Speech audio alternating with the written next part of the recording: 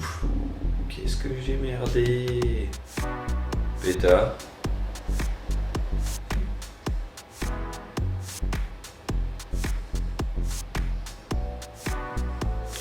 Ça vous est peut-être déjà arrivé d'avoir un rendu comme celui-là sur une de vos vidéos. Mais est-ce que vous savez pourquoi? C'est dû à la vitesse d'obturation. Et je vous explique tout ça dans un instant. Parce que c'est un peu plus complexe que de dire c'est dû à la vitesse d'obturation.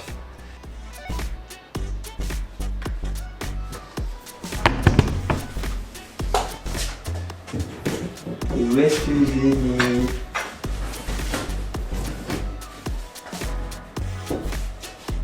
Voilà.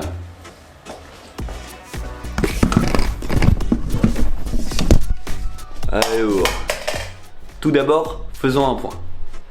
C'est quoi la vitesse d'obturation? Et même avant ça, c'est quoi l'obturateur? L'obturateur, en quelques mots, c'est ce qui permet de laisser plus ou moins de lumière entrer dans votre capteur. Bon, d'accord.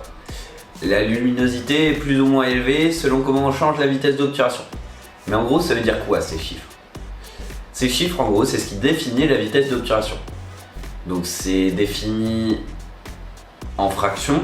Donc par exemple 1/50, ce qui est équivalent à 20 millisecondes, soit 0,02 secondes. 1 centième, soit 10 millisecondes, donc 0,01 seconde. Et par exemple 1 500e, qui équivaut à 2 millisecondes, soit 0,02 secondes. En résumé, plus la vitesse est petite, plus l'exposition à la lumière est élevée, et inversement, plus elle est élevée, moins elle est exposée à la lumière.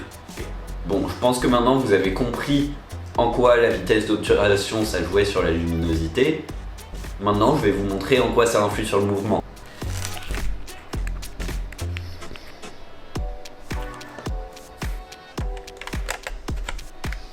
Comme vous pouvez le voir sur ces deux vidéos, la première vidéo est réglée sur une vitesse d'obturateur assez basse, ce qui fait que la lumière rentre bien dans le capteur, donc on a une bonne luminosité. Et le flou de mouvement a un rendu assez naturel. Ça s'apparente à ce qu'on pourrait voir à l'œil nu. Alors que dans la deuxième vidéo, comme vous pouvez le voir, la vitesse d'obturateur est réglée sur une vitesse beaucoup plus élevée, ce qui fait que la luminosité est moindre, puisqu'il y a moins de lumière qui rentre dans le capteur. Et du coup, on a un rendu beaucoup moins naturel par rapport au flou de mouvement, puisque plus la lumière rentre dans le capteur, plus on a d'images. Et comme vous pouvez le voir, si on met un arrêt sur image maintenant sur la vidéo, on peut voir exactement quelle position je suis sur cette image. C'est généralement utilisé pour les vidéos de sport ou toute autre vidéo où on veut voir le mouvement, mais c'est surtout utilisé en photo pour pouvoir filmer des sports d'action par exemple. Les photos que vous voyez en skate et qui sont toutes nettes ou quoi, c'est parce que la vitesse d'obturateur a été augmentée au maximum.